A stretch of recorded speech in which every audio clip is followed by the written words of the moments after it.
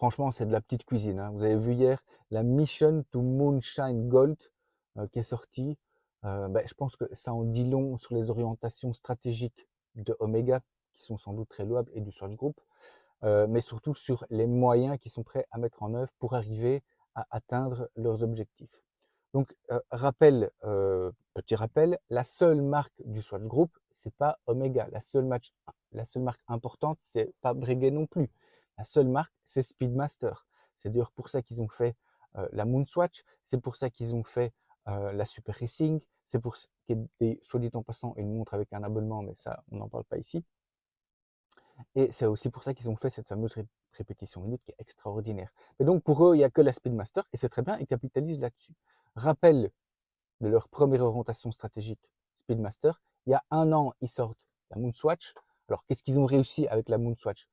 C'est pas de vendre pour 100 millions d'euros ou 120 millions d'euros de Moonswatch. Ça, franchement, pour eux, c'est peanuts, hein, surtout que c'est du chiffre d'affaires, quoi. C'est même pas de la marge. Non, ce qu'ils ont réussi à faire, c'est que tout le monde puisse être au courant qu'elle existe une Speedmaster et puisse la connecter avec la réalité de la Speedmaster, qui est une montre qui revient de la Lune. Et là, ils ont réussi, avec un petit produit tactique, à faire reconnecter tout le monde avec la Speedmaster, ou à connecter tout le monde avec la Speedmaster. Et ce, encore une fois, gratuitement. Ils n'ont pas fait de publicité, ils ont eu des fils extraordinaires, donc ça a été en PR, ça a été extraordinaire ce qu'ils ont fait, plus par le fait d'avoir un plan média gratuit que par le fait d'avoir des ventes effectives. Bon, alors maintenant, qu'est-ce qu'on voit avec cette Moonshine Gold? Ce qu'on voit, c'est que c'est leur deuxième pilier stratégique. Donc, ils doivent, pour pouvoir repasser au-dessus de Cartier, ils doivent vendre plus de montres et vendre des montres qui soient plus chères. Donc, il faut aller sur les deux terrains. La partie des montres, la partie du volume, ils ont réglé avec la première sortie il y a un an, la Moonswatch. On a vu ce que ça a donné et c'était très bien. Il y a eu une grosse demande pour la Speedmaster. Il y avait même des Speedmasters qui n'ont pas été livrés à temps, où il y avait une pénurie fin 2022 pendant quelques semaines.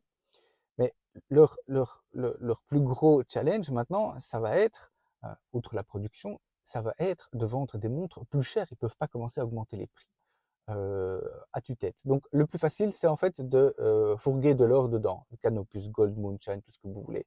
Alors là, comme ça, voilà, il y a de l'or dedans, ça coûte cher. Franchement, le Moonshine, le Canopus, j'ai beau être intéressé par les montres, etc. Moi, j'en ai jamais vraiment vu une dans la nature. On n'a pas vu un magazine, on n'a pas vu une pub sur les réseaux sociaux, voilà, c'est vraiment rien en sponsorisé. Donc je ne sais pas trop comment est-ce qu'ils communiquent là-dessus, mais en tout cas de façon assez faible. Et là, avec cette initiative Mission to Moonshine Gold, qu'est-ce qu'ils font? Ils mettent une petite aiguille dorée sur un morceau de plastique. Et ils espèrent que ça fasse le même retentissement que lorsqu'ils ont communiqué avec la Moonswatch, puisque là, la masse a été au courant qu'il existait une Speedmaster. Alors moi, je suis pour le marketing de luxe de masse, hein. Je pense que pour faire du luxe, il faut expliquer à tout le monde que ça coûte cher. Sinon, je veux dire, si entre guillemets les pauvres ne savent pas que ça coûte cher, ceux qui passent du statut de pauvre à riche ne vont pas vouloir l'acheter comme statut social. Mais là, ce qu'ils font, c'est qu'ils viennent avec ce truc plop, comme ça, et ils espèrent que tout le monde puisse connaître le Moonshine Gold. Le problème, c'est que en fait, ils n'ont jamais vraiment expliqué, ils n'ont jamais fait rien de captivant par rapport au Moonshine Gold. Regardez ce qui se passe maintenant avec la tank française, Catherine Deneuve dans le passé, le présent, Rémi Malek dans le futur. C'est absolument inspirationnel, c'est génial. Là, avec la Moonshine, ils n'ont strictement rien fait pour expliquer ce que c'était. Et ils viennent tout à la fin avec un morceau de plastique sur lequel ils ont été mettre une aiguille en espérant que cette petite technique de bas étage opportuniste va leur permettre de briller sur le luxe. Mais c'est n'importe quoi.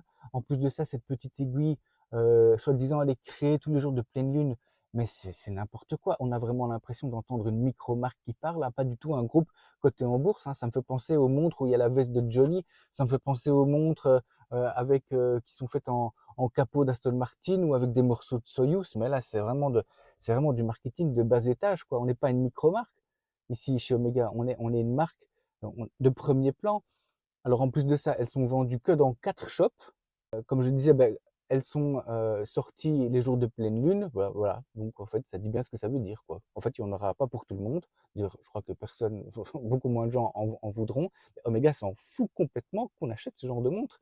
Tout ce qu'ils voulaient, c'était communiquer gratuitement sur leur orientation stratégique qu'est le moonshine et les métaux précieux. Ils l'ont fait de façon opportuniste, vraiment très très tactique, pas du tout inspirationnelle. Et encore une fois, ils se plantent sur toute la ligne. Voilà, j'espère qu'un jour, les gens chez Omega vont se parler entre eux et vont reconnaître qu'il faut prendre un petit peu plus de risques. Merci de m'avoir écouté.